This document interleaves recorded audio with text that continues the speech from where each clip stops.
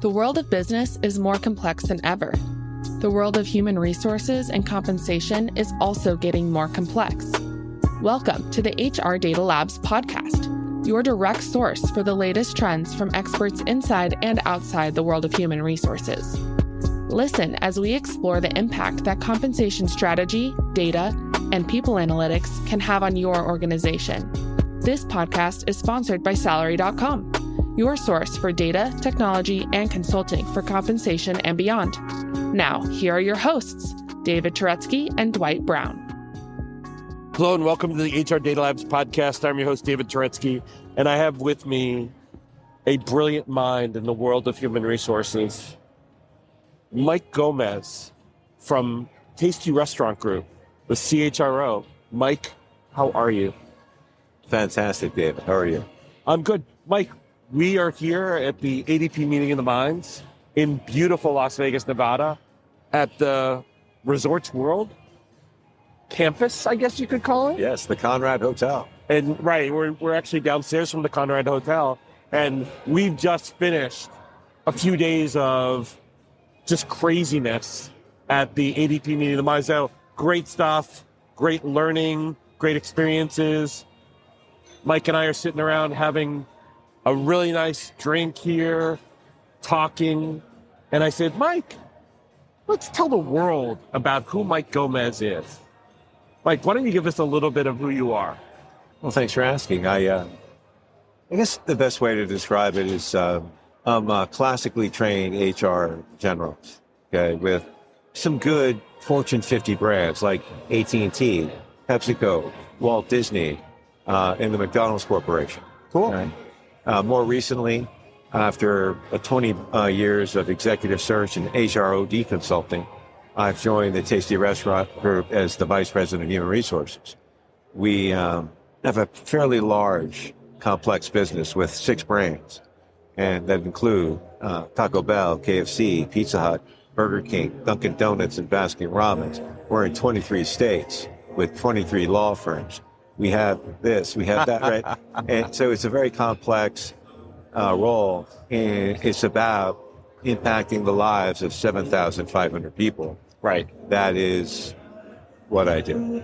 And we're going to talk a lot about how we impact those lives and how do we actually make them feel a part of something. But first, what's one fun thing that no one knows or a lot of people don't know about Michael Gomez? Wow. That I enjoy art, that I enjoy wine, that I enjoy time with my family. Good. And I'm a dog lover. Awesome. Well, Mike, our topic for today is a very interesting one. It's about the secret sauce.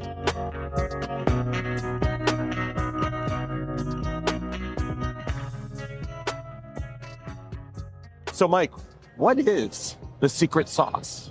Well, within HR, you can find it across a number of different platforms. We, as HR professionals, as generalists, concern ourselves with employee relations and labor relations and compensation and benefits and staffing and OD and training. Right. These are the platforms that we operate in. Right.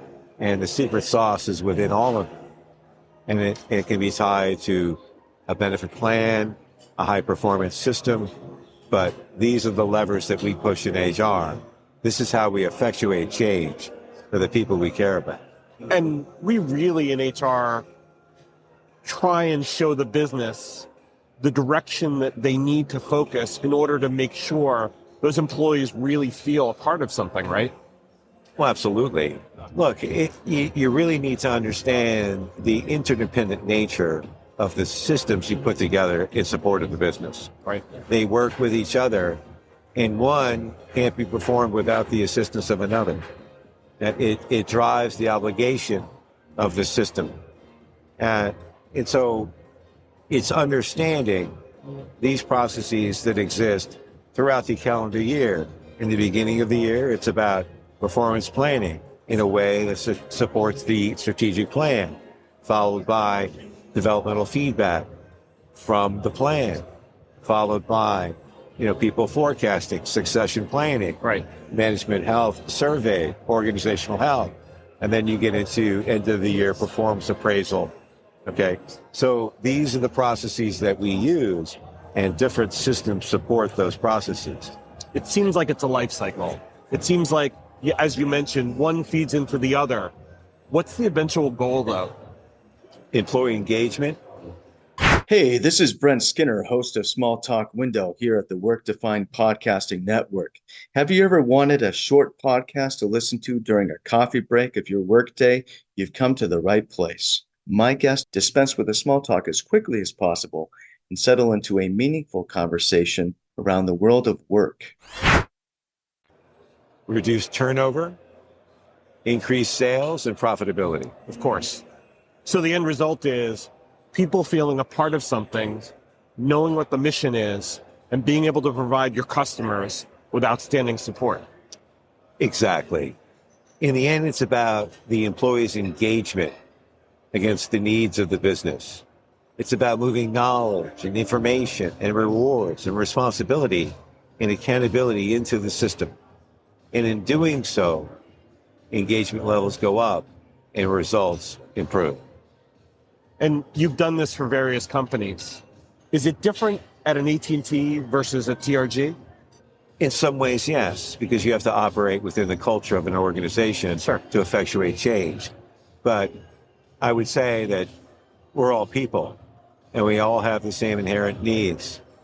And there is, regardless of company, a similar set of social styles in each and ways of operating that impact us as human beings. So those are basically fundamental things about being an employer. And we care about the employees, and we're trying to take care of them, nurture them, not as much like a family, although sometimes it feels like it, but there's that trust relationship, right? There's that implicit supply and demand relationship, which goes beyond economics. It goes to more of, I spend 8 hours of my day or more at my job. So it really does take a large portion of my life, right? There's no question. In the end, our employees, like anyone else, they want to see how much you care before they care how much you know. Sure. And that's about trust as well, right? Sure. So we're closing the gap between supervisors and employees. We're educating the supervisors how to provide and receive developmental feedback in a way that effectuates change in all of their direct reports. Right. It is not a easy skill. No. It's a learned skill. And when we start receiving feedback from others that we're not used to, we can react differently. And so it has to be trained within the organization, and we're doing that now. Well, we've seen lots of examples where we hear that the manager is not only the critical link between the employee and the organization, but it's also the broken link. And a lot of times when that link breaks, employees leave because the number one reason we hear for turnover is because the employee and the manager don't get along. There's that friction. You know, it's a great point, and I'm glad you're bringing it up. People don't leave companies, they leave their manager. Right. Like what you hear so far? Make sure you never miss a show by clicking subscribe. This podcast is made possible by Salary.com. Now, back to the show. So let's transition, Mike. What is the answer to creating that secret sauce and creating that engagement? What have you found as being ways in which you can address it? High performance systems, right? The systems that give you the results you need. If you want illustrations, I'll give you a few. Sure. Focusing and aligning the workforce, right? We adopted a new performance management appraisal system, fully transparent, highly automated, and flexible, adaptable. We can make modifications. We can use our forms, not theirs. And it's a great way of focusing and aligning the workforce on all the key accountabilities, KPIs, and evaluation standards that move the business. But it's not just about the technology. It's also about being able to align from the leadership through all the levels of the organization on what's important, right? It's no question. What we did is we developed a uniform standard of excellence by creating the performance plans, spelling out all of the, again, accountabilities, KPIs, and evaluation standards. The evaluation standards are the key because they tell the employee how high the bar is. And if they jump over it, they win. Right. Right. And everybody wants to know where that bar is. And a lot of times they feel it's very subjective.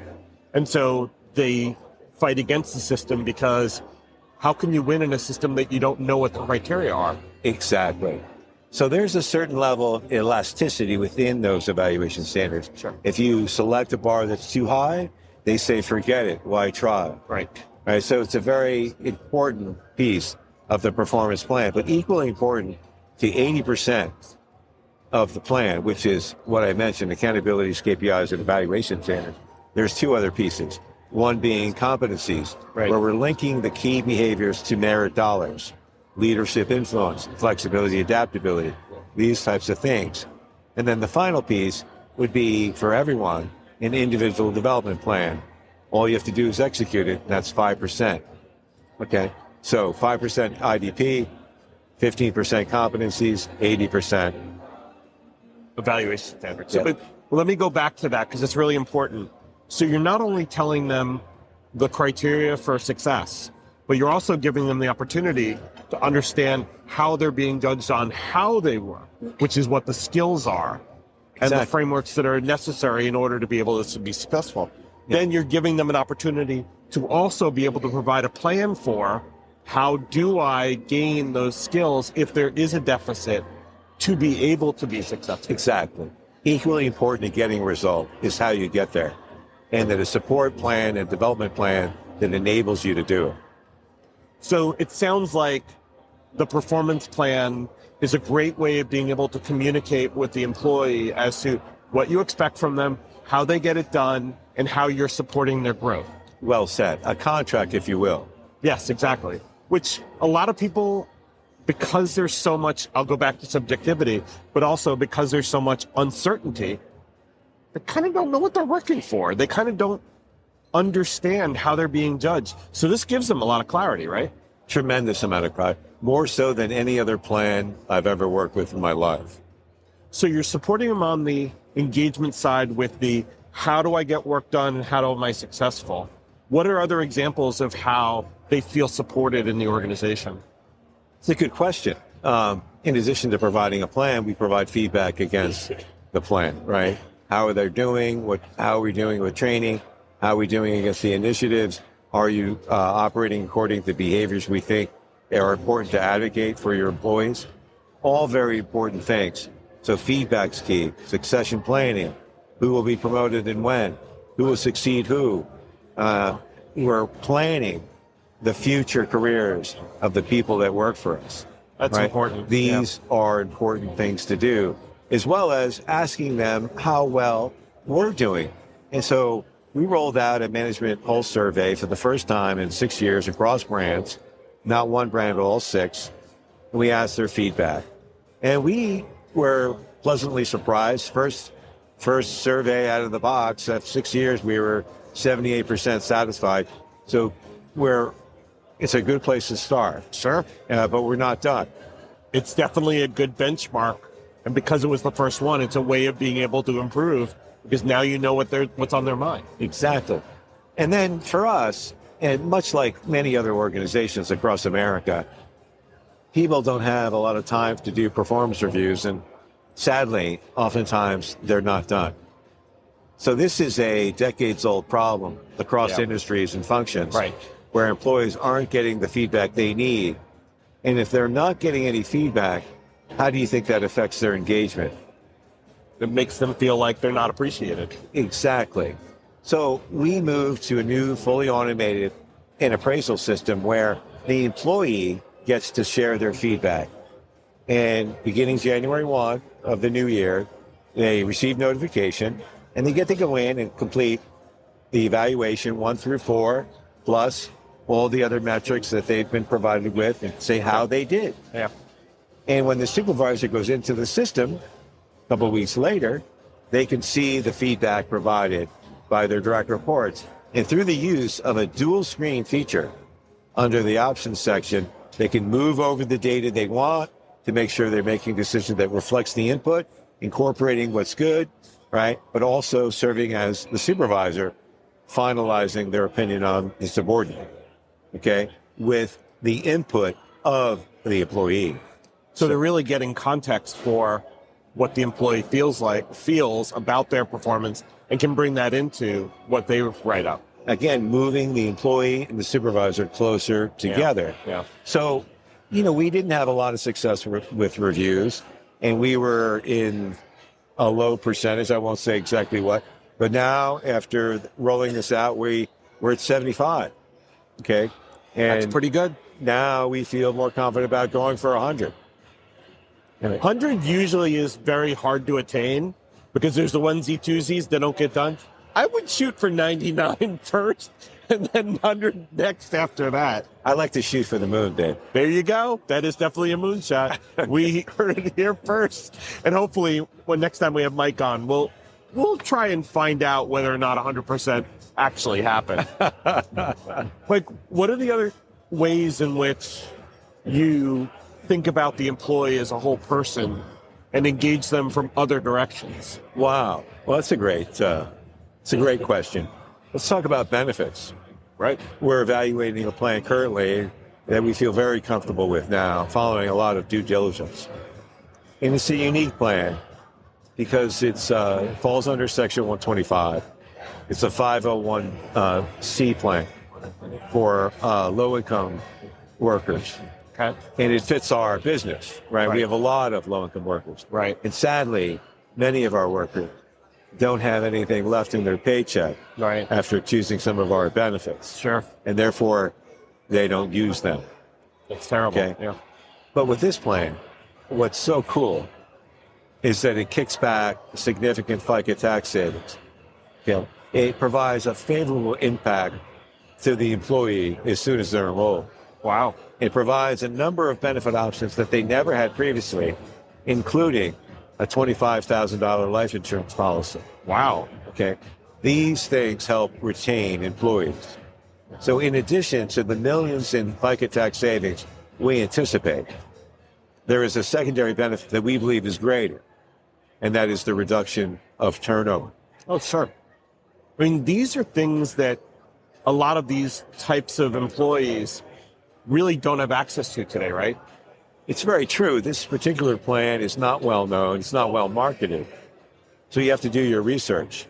And there are a lot of plans within Section 125 that are 105B plans that are not required to be audited by the IRS and have been subsequently shut down by the Department of Labor.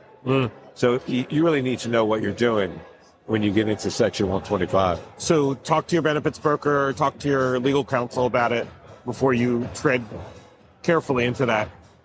I think that would be a resource. It's important to understand conflicts of interest. Okay, do your own homework. Exactly. Don't so easily defer to someone else's judgment. Right. But you're marketing this. It's obviously a win-win for the business. It's a win for the employee. So, how are you marketing this to employees, not just prospective employees, candidates, but also your current employees? You must be doing some communication to let them know what is this and how is this game changing for them? Yes, well, it's a great question. We're just getting into that now with different letters of communication, new employee newsletters, direct communication to the employee. We're attacking it from about 6 different angles, and we're trying to make a really big deal out of it because we believe this is going to be the Tasty Restaurant Group Santa sleigh coming in to save the day, sharing benefit after benefit after benefit with employees who previously had nothing. And we're going to relish the impact that it has on their lives. And by the way, there was some poetry in there. I don't know if you caught it, but I think that hopefully when your company listens to this, they realize they actually have a poet in their midst. Now, I don't want to demean or take away from your message, because this is really a big deal for those employees. And hopefully that communication message comes across as, this is really huge for you. I think. I think. It's going to have a huge impact. Exactly what impact, exactly what reduction, we don't know, but we're cautiously optimistic. But even the conversation about benefits in this space, where it's not something that's been done more widely, but now it's being introduced, there's going to have to be some buy-in. There's going to have to be some hand-holding, right? Because you used a lot of numbers before. Yes. And I'm not going to say I know what they are, but some people are going to have to be brought along for the ride, right? I mean, it's not going to be a layup necessarily. Well, I'm not so sure. I think it's going to be a big win right out of the box, right out of the gate. We're going to do some initial marketing. We're going to get people thinking about what's coming. And when it hits their check, they'll see that benefit right away. And then when they see the benefits they had now and nothing before, they're going to like it. Yeah. I think I agree with you. I think people are going to like it. Let's come back to that some other time. Okay. So we've talked about engagement in terms of performance. We've talked about engagement in terms of benefits. You mentioned 3 things. What's that third thing here? Well, it would be dispute resolution. Dispute resolution, right? Dispute resolution. We have conflicts, right? Sure. Compliance is a big issue with HR. Sure. Right. We created a dispute resolution process for employees where through QR code, they can access a network of investigators that will listen to their concerns, okay, and document them. These are trained experts. They're actually attorneys, okay, and they know what they're doing. And by virtue of this process, we don't have issues fester. Right. And become bigger issues. Right. All right. So we're nipping in the bud with the pros, right? An outsourced extension of our HR platform and competencies, right? We work hand in hand, right? The HR brand leaders for each of the brands that I had work with these attorneys and direct them. And they do the investigations. And in doing so, they save our HR brand leaders time. Right. Right. So therein lies the benefit. Moreover, we're creating what's called an administrative remedy.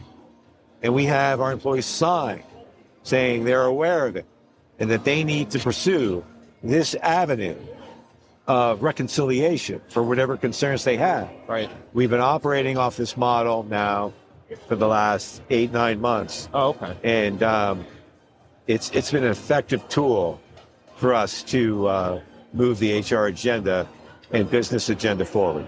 So it's not just an ombudsman, which usually, you think of an ombudsman as somebody who gets involved and, tries to figure out what happened, does a little bit of investigation and tries to come up with a resolution. You're talking about these are real pros here. These are people who really understand the issues. And I would also say, with respect, that ombudsmen are professionals as well. This is just a different avenue, a different process. It's an investigation. It allows the investigators to do work that normally was being done by an HR brand leader. Right. And so it's offsetting that, but we're all capturing it. We're capturing it, and it's all the metrics and the data and the reports are all built in. Sure. And we know what's going on. We know what's going on, and everybody's obligated to participate. These are the keys. Is it really see something, say something, kind of like, if you're on the subway and you see a bag that doesn't belong there, you kind of highlight it? Is it something like that, or is it something deeper, like my boss and I had a meeting, didn't go as well as I thought, there's something was said there that I didn't understand, I contact this instead? Or what would be and you don't have to get into scenarios, but help me understand, why would someone do this? What would be the path for this? Well, we have a couple different avenues for dispute resolution. One would be for lower, less serious issues. Maybe it's your time card or something, although that is important as well. And the other platform I mentioned is for the more serious issues, EEOC, discrimination, disparate treatment, sexual harassment, workplace violence. Right? These are the issues we're concerned about. So it's really, you're listening to your employees, you're taking them seriously, and you're helping them get a resolution for the issues that they see around them. we're letting them know we want to know Yeah. what's going on. So you're trying to help them from an engagement perspective by giving them the ability to know what their criteria are and how to actually know what their career is, where it's going. You're helping them with their benefits, and you're helping them with their lives and being able to invest in themselves. And then you're also helping them by listening to them and trusting them. Exactly. And as a result, they're more engaged and they do things without being told because they appreciate what we're doing for them and the benefits we're providing at no cost and the impact to their check, right? And the performance feedback they're getting and the reviews they're not getting when they weren't getting them before, right? And it's also dispute resolution. They feel empowered because they have a resource for disputes. They have a resource for reviews. They have a resource for performance planning, right? These are the things we're offering them in addition to competitive benefits that support the families that work for us. And I'm sorry I interrupted you. So what I was going to ask you is, you're treating them like adults now, which I know sounds harsh, but in some organizations, we don't take our employees as seriously, and you're not giving them the tools they need to succeed. It sounds like TRG, you're treating them like adults, like mature people, and you're giving them the tools to succeed. Look, it's an operating philosophy. Our CEO, many years before I joined the organization, decided to take this traditional organizational pyramid and flip it on its head, with the employees closest to the customer being the most valuable, with the rest of us being the servant leaders to that end. Right. Hey, are you listening to this and thinking to yourself, man, I wish I could talk to David about this? Well, you're in luck. We have a special offer for listeners of the HR Data Labs podcast.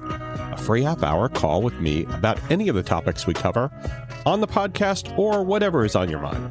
Go to salary.com/HRDL consulting to schedule your free 30-minute call today. What would your advice be for organizations who are saying, I hear what Mike's saying, but it sounds like a lot of work. Where do I get started? How do I practically change not just our attitude toward employees, how do I give them these tools? Well, you have to design the right human capital strategy, okay? And you have to have the right component pieces that work together to drive your business. I know how to do it. I've been doing it for a long time. I don't think it's hard, but there's so much that it's just not being seen. If, 2 times 2 times 0 equals 0, you can't have any zeros, right? So gap analysis is important. Right. You have to fill the gaps. Even with staffing, we run lean as an organization. Everybody's got to be good, right? Because the processes cut across functions, right? And so we have to move the business, and we do it with the right people and the right jobs. What would you say if I asked you how leadership buys into this? Because you can't do this without leadership being at the front of this, being able to empower not only you to get it done, but also their people to get it done. It's a great question. It's about managing change and garnering influence and sponsorship for the ideas that effectuate change in your business. And there's a number of ways you do that, but you have to have a senior team that trusts you and that feels you are, in fact, the functional expert, the business partner. And with those two, you're in position to adequately facilitate change for the business, right? But they have to know that you know the business, that you care about the business, and you bring your functional expertise to impact their business and improve it. So if I asked you, what will you think the hardest thing of all this transition, all this change, what do you think that was the hardest thing for TRG to overcome?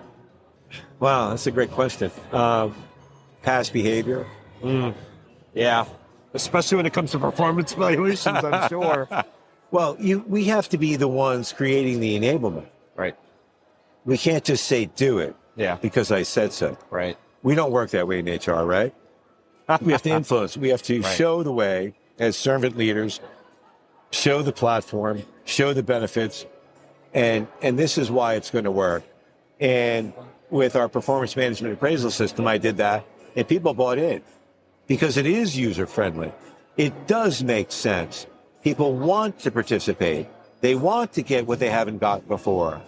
And you get them excited about it, right? It's a transparent system. There is accountability, okay? And people know it, and they know they have to participate. And it worked.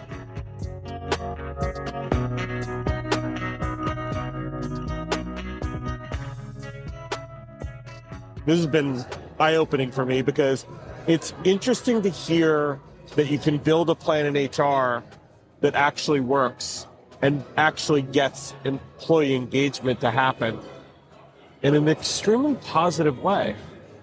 And applaud TRG for this, applaud you for this. I know it's not a one-person team who gets this done, so your team as well. Thank you very much for being on the podcast. I appreciate it. David, thank you for the opportunity to share a couple of thoughts. You know, in order to be great, we have to understand the greatness of others. Yeah, that's right. Thanks for having me. My pleasure, Mike. Thank you for being here. And thank you for listening. Take care and stay safe. That was the HR Data Labs podcast. If you liked the episode, please subscribe. And if you know anyone that might like to hear it, please send it their way. Thank you for joining us this week, and stay tuned for our next episode. Stay safe.